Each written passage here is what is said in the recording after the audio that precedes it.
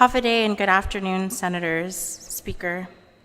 I am here today to express my grave concern on a small section we're talking about in Bill number 244 and 30-34. As a management analyst too for a line agency whose sole purpose is to ensure the health, safety, welfare, and overall well-being of our people, the people you serve, where I sit as a classified employee, I must say I came a bit unprepared today, as I only received word on the two bills in question at this hearing that were issued from the Office of BJ Cruz for Bill 244-34 and the Office of Governor for Bill number 245-34. My role as an analyst would speak volumes when it comes to preparations of data, analytics, research, proper planning, and fiscal know-how.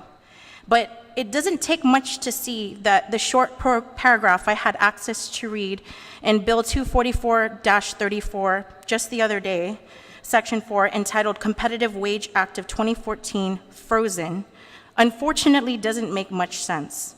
Lawmakers, bill writers, I ask you, what does that even mean? Competitive Wage Act of 2014, frozen?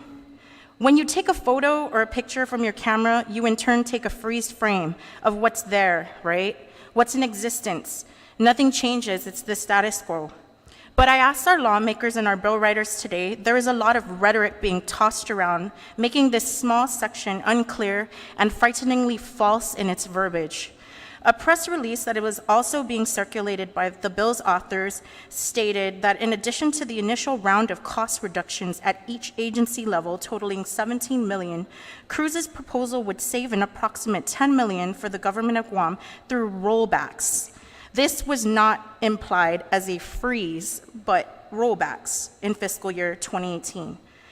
Now, for the execution of this bill, this would cut back salary increases resulting from the Competitive Wage Act of 2014 until March 1, 2019 for all positions within every branch of government, including all government of Guam departments, bureaus, agencies, sub-entities, public corporations, and mayoral offices. I would like to take this opportunity that, again, I'm thankful for, to ask you, bill writers and leaders today, let's cut through all the rhetoric, facts, and figures and be clear with what you are intending to do. Do you intend on possibly rescinding, temporarily repealing, reducing, or rolling back on this competitive wage law of 2014 that was designed for many individuals like me who found full meaning and purpose in making a tough career decision to serve our people with not only integrity and dignity in what we do, but simply what we earned? What I and many of my colleagues openly competed for and were selected into our titles because of the Competitive Wage Act of 2014 passed. Finally, making government of Guam work more appealing, more marketable to those educated and skilled in the local job market, as it finally provided an increase, not so much a complete match to what national levels are, but at least this Competitive Wage Act brought the antiqued, outdated, and substandard Gov Guam wages closer to national average. Levels of wages compared to the appropriate labor markets and account taken of relevant economic factors plaguing our U.S. economy and in turn our local economy today here on Guam. These are times when specialized, well-qualified, and skilled workers who are eager, passionate, and more so needed to operate and run the front lines and backbones of this government to reduce inefficiencies, streamline processes and procedures so that we can get the results we workers signed up for and strive to do every day when we sit in the departments, struggling to comply with both federal and local grants and mandates. I'm not here to talk a success story about myself, but I want to simply use the term freeze frame. I'm going to freeze frame a short story of who I am and who a lot of the people who I interact with in this field of government are. My name is Patrice Hara. I was homebred, born and raised on this beautiful island, attending public school in my elementary years and onwards to private schools for middle and high school. I worked hard as a young teen, stayed focused and disciplined, studied so I can make the grades to successfully compete and apply to an accredited college in the mainland. I did just that, and I was accepted to the University of San Francisco. I continued to work hard, study, write, read, get on work-study programs that were afforded to me, and was dependent on student loans and federal grants, and ensured that I could keep those grades so that, again, I can openly compete at my university again to graduate and receive my bachelor's degree with cum laude honors at the University of San Francisco's Business School of Marketing and Communications. I came home and openly competed for jobs and held executive and management positions in media, sales, and marketing management in a highly competitive automotive industry because the skills, education, and knowledge I worked hard for and competed openly to qualify for.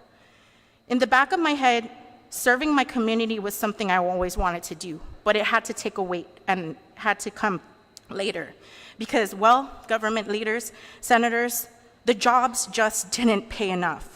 Looking into GovGuam positions were always so disheartening for me because the pay at the time in 2013 just wasn't enough to make ends meet with student debt, the everyday increasing costs of utilities and bills that it takes that many of my colleagues, friends, family, peers need to live to survive on this island.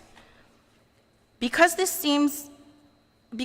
bill for 244-34 seems to be a bit of a shot in blindness, where all jobs, even those whether 100% federally funded or those funded with federal jobs with match opportunities, seem to be a shot in the dark. This bill is so vague. It's just startling that this one short paragraph is all you have to say about taking away wages that were earned and hard and worked for. Let's just put it into simple words. Your most vital and steady local consumers, lawmakers, your very people who keep you and your departments afloat, the frontline workers, whether in administration, the social workers, the analysts, the coordinators, those professionals in healthcare, environmental, and mental health who have gained their worth and value through the skills and experience they bring and add into their jobs every day. Those hardworking individuals who earn this, whether through time or education, or vested their careers and integrity to the jobs they do to keep these vital agencies afloat, to serve the everyday average citizen, and in turn keep this island afloat with our income and purchasing power. Have you thought about the implications of what this bill means? Again, I brought no solutions today, but I would really like to ask our leaders if we can not take the easy road, but work together with all the different people out there who know a lot about their jobs and know how to streamline and make government work more efficiently. And that's it. Thank you. Thank you.